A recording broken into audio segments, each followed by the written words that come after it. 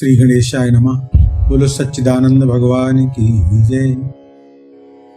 एकादशी महात्म। अब की बार आषाढ़ मास के कृष्ण पक्ष की जोगनी एकादशी का महात्म आपके सामने प्रस्तुत किया जा रहा है।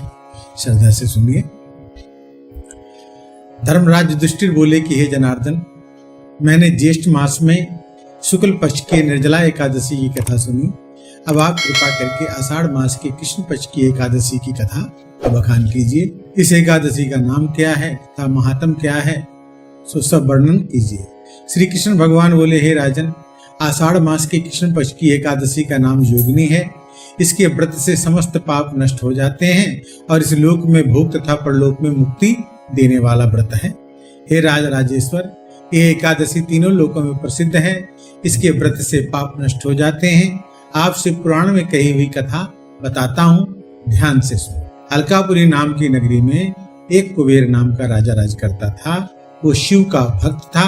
उसकी पूजा करने के लिए एक हेममाली नियुक्त किया गया था और वो रोज पूजा के लिए फूल लाया करता था। उसके विशालाक्षी नाम की अत्यंत सुंदर स्त्री थी।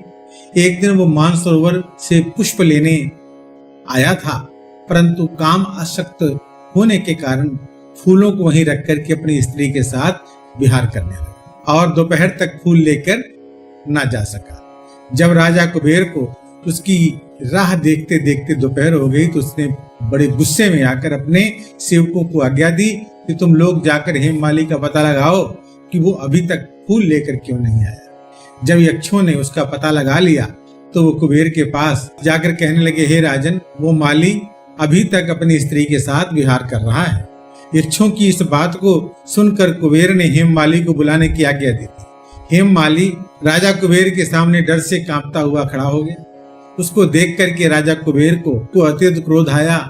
उसके होठ फड़फड़ाने लगे। उसने कहा, रे पापी, महानीच कामी, तूने मेरे परम पूजनीय ईश्वरों के भी ईश्वर शिव जी का अनादर किया है। मैं तुझे श्राप देता हूँ कि तू स्त्री का वियोग भोगेगा और मृतलोक में जाके कोढ़ी बनेगा। कुबेर के श्राप से वो उसी क्षण स्वर्ग से धरती पे गिरा और कोढ़ी बन गया। उसकी स्त्री भी उसी समय उससे बिछुड़ गई। मृत्यु लोक में आकर उसने बड़ा दुख भोगा, परंतु शिव जी की भक्ति के प्रभाव से उनकी बुद्धि मलिन न हुई और पिछले जन्म की भी उनको शुद्ध बनी रही। इसलिए वो अनेक दुखों को भोगता हुआ तथा अपने पूर्व जन्म के कुकर्मों को याद करता हुआ हिमालय पर्वत की तरफ चल दिया। वहां पर चलते चलते मार्कंडेय ऋषि के आश्रम पर पहुंचा। वो ऋषि अत्यंत वृद्ध तथा तपशाली थे।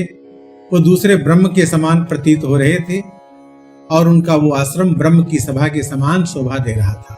उसको देख करके वो हेममाली वहां गया, उनको प्रणाम करके उनके चरणों पे गिर पड़ा। उसको देखकर मार्कंडेय ऋषि बोले, अरे, तूने कौन से खोटे कर्म किए हैं जिससे कोढ़ी बना है और महान दुख भोग रहा है। इस पर हेममाली बोला, हे मुनिवर, मैं यमराज कुबेर का सेवक था। मेरा नाम हेममाली है। राजा की पूजा के लिए नित्य प्रति फूल लाया करता था। एक दिन अपनी स्त्री के साथ विहार करते करते बहुत देर हो गई और दोपहर तक फूल लेकर नहीं पहुंच सका।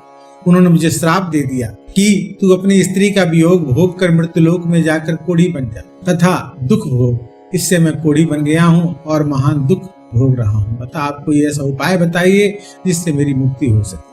इस पर मार्कंडेय ऋषि बोले, हे भाई, तूने मेरे सामने सत्य वचन कहे हैं, इसलिए मैं तेरे उद्धार के लिए एक व्रत बताता हूँ।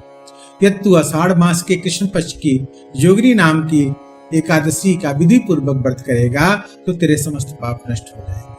इस पर हेममाली बहुत प्रसन्न हुआ और मुनि के वचनों के अनुसार योगिनी एकादशी का विधि पूर्वक व्रत किया। इसके प्रभाव से वो फिर अपने पुराने रूप में आ गया और अपनी स्त्री के साथ विहार करने लगा। हे राजन, इस योगिनी की कथा का फल 88,000 ब्राह्मणों को भोजन कराने के बराबर है। इसके व्रत से समस्त पाप दूर हो जाते हैं और अंत में स्वर्गलोक मिलता है। इति एकादशी महात्म संपूर्ण। बोलो सच्चिदानंद भगवान की जय। बोलो बांके बिहारी लाल की जय। राधे राधे गोविंद गोविंद राधे, राधे राधे गोविंद गोविंद राधे, राधे राधे गोविंद गोविंद राधे, राधे राधे गोविंद गोविंद राधे, राधे राधे गोविंद गोविंद राधे, राधे राधे गोविंद गोविंद राधे। ओम शांति शांति शांति।